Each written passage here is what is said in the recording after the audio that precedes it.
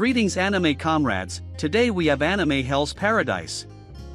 The anime begins with an execution by beheading. No matter how hard the samurai tried to cut off the head of the condemned man, he failed. The convicted criminal is very upset that the execution did not take place. He laments why he didn't die.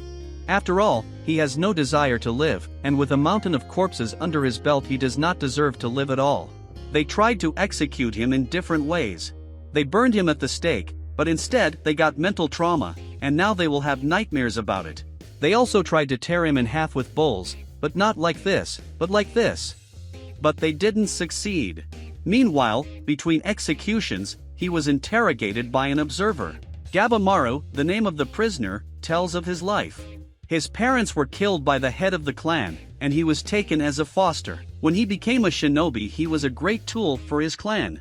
But when he decided to leave the clan, he was set up by his own people and ended up here. She wondered if he wanted to die like that. Why did he resist the execution? And then she changes her question. Why he decided to leave the clan. He explains that he was the best shinobi in the clan and the head held him in high esteem, so he gave his daughter to him as his wife. Except she turned his life upside down, so he decided to leave the clan, but leaving the clan was forbidden and he knew very well. But it was either that or be in the crosshairs of his clan for life. After the interrogation, he thought about her words, for she was right.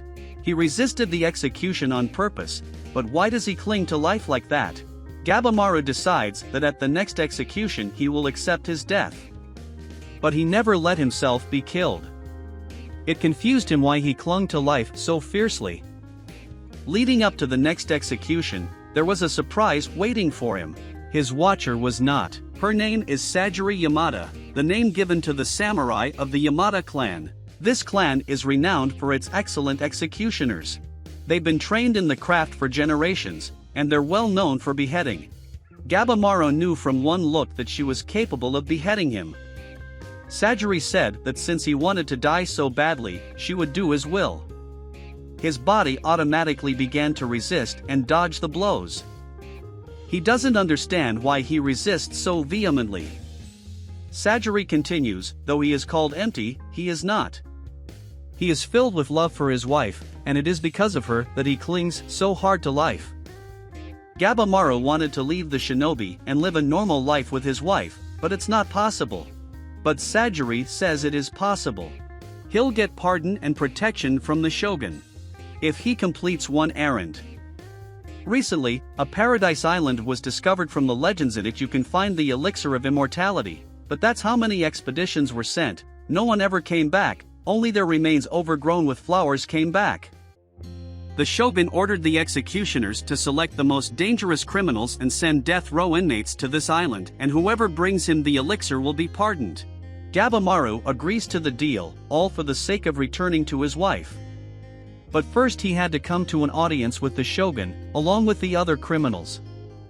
At the audience, they began to tell stories about the island, but everyone had already heard about it from their executioners, and no one believed the tales. Then they showed them one survivor, if it can be said so, who arrived from this island. The criminals flipped out, because no one told them it would be so dangerous. They are told that only volunteers are needed and they have the right to refuse. But as soon as the first man refused, his head was immediately blown off his shoulders. They are told that they are criminals sentenced to death. Sending them to the island does not cancel this fact, and each of them has a personal executioner from the Yamada clan. If anything is thrown out on the island or something happens to their executioner, they will be beheaded immediately. Now that everyone has understood, there's one more problem to solve. The space on the ship is limited and not everyone will be able to get there. The smartest one knew right away what was going on. He strangled one of the criminals, and no one tried to stop him. The samurai confirmed that the strongest would go, and the weakest had nothing to do there. While the carnage was going on, Sajiri's fellow soldier advised her to retreat while she could, for she is a woman. But she was determined to be an executioner. When she saw her father's skill, she decided to achieve the same level. Even though she is burdened by killing, she will not back down from her own. Gabimaru approached the shogun and asked him to stop, because they're not animals. Yes, there are killers here, but that doesn't mean everyone enjoys killing. It's okay not to kill people unnecessarily. samurai issued a new decree to a group of criminals, whoever kills him, to go on an expedition. Gabamaru tried to negotiate with them, but to no avail. Then he decides to kill them. They are confused. Isn't he against killing? He answers that yes, but he won't allow himself to be killed, which means he has to kill them. I would like to show how he dealt with criminals, but I'm afraid it would traumatize the psyche of the delicate YouTube. Well, he got them off easy. Sajiri saw this and realized that she didn't need to get rid of the fear of taking someone else's life, but to accept the weight of the lives taken. That's how the qualifiers for the trip to the island went. Gabamara had no doubt that the elixir existed, since their clan leader was immortal thanks to such an elixir brought from across the sea. Sajiri, on the other hand, doubted that the island even existed. But when she arrived there, she was fascinated by the beauty of the island. On the contrary, Gabamaru saw it as terrifying. He noticed that cultures of different plants grow together. In nature there is no such thing, it is unnatural. He freed his hands, which did not please Sajiri. She demanded that they be tied back together, and no argument could persuade her. Suddenly Gabamar was struck. It was a martial monk who went mad and became mad with guns. The protagonist does not care for such blows, but he was outraged not by the fact that he was attacked, but by the fact that the monk had his hands untied. Sajiri asks his clanmate why he allowed his hands to be untied, to which he replies that his hands can be tied when they swim back. And she's always been proper, and that's why she's last in the rankings. It is necessary to prioritize, first the elixir, then everything else. I will say right away that she comes last, not because she is weak, but because she is a woman. That's the discrimination. Gabamaru says what's the point of them fighting if they have to search for the elixir, but the monk thinks otherwise, that it is better to kill the competitors and then quietly search for the elixir. Since a fight can't be avoided, the hero decides to join the fight, but he is stopped by Sajiri and demands that he tie his own hands. While Gabamaru was tying hands, the monk attacked him, but it was in vain. Using the spear as leverage, he threw him up and sent the spear after him. The monk survived the attack because he had armor sewn into his body. Do you think it helped him? Of course not. Sajiri's clanmate took the monk's head and went back. Sajiri asks to be careful, as no one has ever returned unharmed from here. The clanmate says she should be the one to be careful. He's lucky that he's on his way home and she's staying here. In addition, within a couple of hours the situation will change. After all, the criminals have already started to act. On his way out, the clanmate also told him that the Wagakura clan would be arriving next. This provoked Gabamara to attack her overlord. She says that if he kills her, he can forget about a pardon. Gabamaru says he just prioritized the elixir first, then everything else. During the battle, Gabamaru could have killed Sajishi many times, but something stopped him. When he overpowered her, all that was left was a single blow, but his hand was shaking and he didn't understand why he hesitated, whether he had become so weak. Sajishi says this is not a weakness, but the first show of strength. According to the rules, she has to execute him, but she forgives him for the first time, as she wants to see how he fights for a normal life and whether a man like him can get his normal life back. Dragonblade tells his overseer how he got here. When he no longer had strong adversaries, he was invited to a lord's service. Seeing the dragon at the gate, he allowed himself to be recruited. But this lord told him that he is strong, but that to defeat a real dragon is unlikely to be strong enough. He retaliated by slashing down the arch with the dragon. For this he was bound and sentenced to death. Now he has a new goal, to hone his skills even more, and this time to cut that lord's mansion in half. His executioner, Fuchi, says he cannot understand him. Dragon says who's the weird one here, it's him. Their deeds make less sense than his, so he also carries autopsy tools with him. Fuchi says he will not tolerate insults. After all, they're a lot more useful to society than they are as criminals. Their clan isn't just about beheadings, they also test swords, do pharmaceuticals, and do autopsies to advance medicine. Deep in the island, a butterfly landed on the dragon's arm, but not a simple one, but one with a catch. As soon as he saw the face of the butterfly, he immediately cut off his arm. As it turned out, not in vain, the hand immediately grew flowers. And then the monsters came at them. But they weren't the only ones who were attacked. Gabimaru and Sajishi also ran into the monster. The hero was trying to figure out what to do, whether to run or not, whether to leave Sajishi behind or not. While he was thinking, he missed the monster's strike. Running was no longer possible as they were surrounded. Gabimaru decides to put all thoughts aside and just act on automatic. Desolate interrupted the monsters one by one. Sajishi is attacked by a monster from behind. Seeing this, Gabimaru decides not to interfere and continues to slaughter monsters on autopilot. But to his surprise, instead of fighting, he saves Sajishi. While he was trying to figure out what he was doing, a monster attacked in the back, but they were bailed out by the executioner of another criminal. He was the overseer of the ninja girl Yuzuru. At first the hero wanted to tell them to go away, but remembering his wife's admonition to say thank you for their help, he thanked them. Yuzuru asks for his protection, and in return she will do anything he wants. Except she didn't take into account one detail: Gabimaru is a gentleman. She is seriously suggesting that they join together. After all, the 5 of us are safer than the 3 of us. Sajishi wonders why she is accompanied by 2 executioners. Executioner Genji explains that he was originally the executioner of another criminal, but she fooled him and he died. Deciding that she was dangerous, he decided to accompany her, as he found 2 good reasons. The ninja girl offers the information they have managed to gather. And from them they will get power. That doesn't make them friends since only one will get a pardon, but it's better to team up now.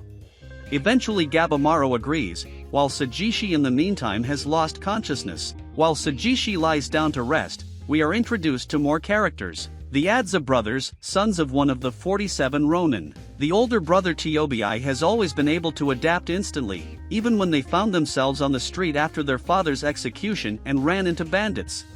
He was able to gain the trust of the bandits, and then to lead the gang. When they were pinned down, he told the younger one to run away and then get him out. The younger brother infiltrated Yamada and was able to become an executioner in just 1 month. After which he came to his brother with a pardon order. Now they were also surrounded by monsters on the island. The eldest immediately realized that these monsters could be killed. But there were too many of them, so they decided to break through. But the younger one was grabbed by his hair and the older one left him. The junior did not get upset because he thought he was dragging him down, but the senior took away the weapon from the monster and returned to him. After that they safely put them all down. When Sajiri woke up, Gabimaru was preparing a meal. He gathered ingredients around and looked around the island. But he found nothing that looked like what they were looking for. It was suggested that there was no need to start from the drawing. Perhaps the elixir was not a fruit. Since the monsters and statues around a mixture of different religions, and on this island, such chaos as if he created it mentally ill, and to make sense of it will be extremely difficult. Gabimaru says that monsters have no internal organs, which is almost immortality. So the elixir is there after all. They decide to follow the monsters, even though it's dangerous, it's the only clue. Sajiri walks away from the group looking at the sunset and thinks they haven't even been here a day yet. As Genji approaches her, he asks her to leave the island, and her criminal he will take over. Even though she is a samurai, she is first and foremost a woman and should give birth to children. She has no place on this island. Senta joins the conversation and asks if it will be that easy to return home, since most of the samurai never returned. As 2 other characters are driven. Executioner Tenza tells Nurugai that he will deliver him back and negotiate a pardon, as he is the only criminal who is worthy of life. As they came upon a graveyard of ships, all of which were trying to leave the island. Nurugai scolded the samurai for exposing his blade, for most animals are sensitive to shiny objects. If they had turned around immediately, they could have retreated. Cutting his way to the boat, Nurugai thinks it is his divine punishment. After all, he lived in a village where the locals did not recognize the local government and went to live in the mountains. Bumping into travelers, they asked to be taken to the village to take a break. But it turned out to be a punishment squad that came after them. As they ran, they came upon a clanmate, or rather what was left of him. Narugai's hands immediately dropped. He asked to leave him and go without him. But the samurai refused and asked him to explain why, and until then he won't leave. Nurugai explains that he is to blame for the deaths of the inhabitants and therefore he must accept punishment. But the samurai still does not understand him, and he was not asking about the village, but about whether he really wants to die or to live. Nurugai realizes that he wants to live, and they make their way to the boat together. When they reach the island, they go back to where they started. To begin with, they decided to wash off the blood. The samurai notices that Nurugai is kind of feminine, and she says it's because she's a girl. Samurai is embarrassed by the sight of Narugia, and she has also begun to tease him about how he is worried about her honor. She has fallen in love and asks to marry her. The next day Genji tells Sajishi that he will walk her to the boat. But she refuses. She says that as a woman, people don't like her because she is the hangman's daughter, and if she lives as a warrior of the Yamade clan, her family will turn away from her and going back won't get her anywhere. She asks to be treated not as a woman, but as a samurai. But he says he is tired of listening to her. The whole island is a battlefield, and there is no place for women and children. Swinging her katana, Sajishi takes the blade from him. Genji didn't like it and took the katana back, but behind him stood one of the outlaws, a giant of whom no weapon can take. And with one swing he dealt with the samurai. Sajishi ran up to Genji, but he told her to leave him alone, he couldn't be helped. Gabamaro came to the rescue. He asks if he's a monster or a criminal, as he was left unharmed after being hit by him. In addition, he has instincts like an animal. Gabamaro asks the ninja girl for help, but she says it's her business to gather information and his to fight. And starts shouting that he can do it. While the devastated man was fighting the giant, Sajishi was trying to help Genji. He says that she just argued with such courage, and now there is female compassion on her face. She answers him that there are no men or women now, only samurai. Genji realized that she did not divide samurai into women and men. He said he would no longer ask her to run away from the island, but instead he asked her to do her duty as a samurai and execute the criminal. She joined in the fight with the giant and immediately cut off her little finger. She said it didn't matter how strong the body was, as long as you hit the joints of the bones, but that's easier said than done. Since he was always on the move, she couldn't hit the right places. He had to be bent over somehow in order to cut off his head in one blow. It was a long fight, but let's get to the end of it. Gabamaro took advantage of the techniques and began attacking with fire attacks. It didn't hurt the giant in any way, but it didn't need to. He just decided to start a fire. Since the giant was taller than them, he would breathe carbon dioxide faster than they would. Thus, he was brought to his knees and Sajishi was able to do his duty. They had to get away. Not only would they be burned alive, but they might attract the monsters. And so it turned out, the monsters were indeed attracted to the fire, while all living things avoided the fire, but they went for it. They seemed more and more unnatural. Gabamaro decides to go where the monsters came from. Advancing through the forest, they come across Yujirihu looking at an abandoned settlement. Meanwhile, the two brothers were making their way through the monsters. The younger one says that in the legends there are old hermits who know how to conjure, but there was not a word about the monsters. The older one proposes to kill the old farts and be done with it. As they went deeper into the woods, they caught a very interesting picture of two girls having fun with intimate games. But because they were interrupted, they were clearly unhappy. This is the end for now. The continuation depends on the activity of this clip. If you will wait for the sequel, how can I refuse you? So let me know in the comments. And I'm not saying goodbye to you, see you soon.